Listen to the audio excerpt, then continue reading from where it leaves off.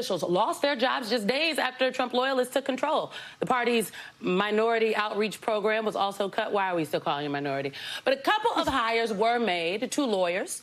And guess what they're focusing on? Election integrity. And one of them, Christina Bobb, helped Donald Trump in his efforts to overturn the 2020 election, honey. And that was just this week. Here's the thing, Michael. I have literally a million questions for you. The fact, though, that you had 60 RNC staffers, political staffers, communication staffers, data staffers, just help me understand how the institution works if you have let that much talent go. Well, I'll be honest with you. So when I came in as RNC chairman, my first week, I fired everybody. Yeah, I did. But, you know, we were a year and a half out from the big elections. You don't let go of that kind of staff 7 months before you need boots on the ground to turn out your vote to win the presidency and state-wide races as well as local races.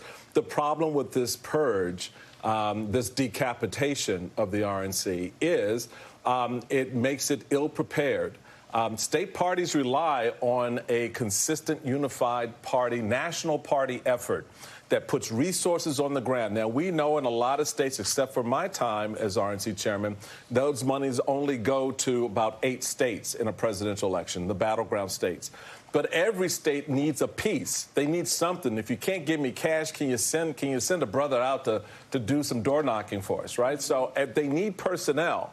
When the RNC now goes through this process of just stripping out bare people that they claim are rhinos or they're not loyalists to Trump, it tells you everything about the mindset of where this party is going. It is not about winning elections. What is it about? Oh, I mean, it is you wrote about this. Donald Trump. You wrote this. I mean, you literally said that in your Msnbc piece that Trump's takeover of the RNC will backfire on him, that it's making it harder for him to win in November, not to mention Republicans down ballot. I mean, the RNC even sued the Michigan Republican state party.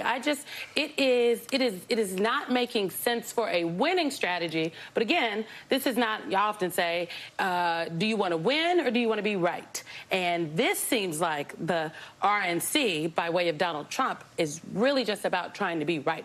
And it's being right about Trump. And so that's the thing here. I mean, look, I've talked to a number of former and a couple of current state party chairs, and they're not happy.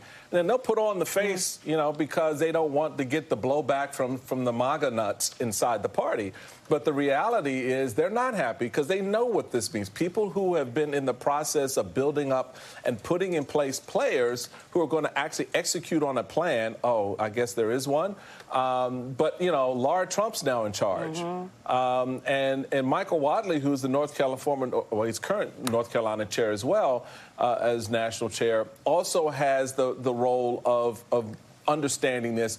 But Trump is the dominant feature here. And so the party is going to have fun this summer, you know, trying to get boots on the ground and resources.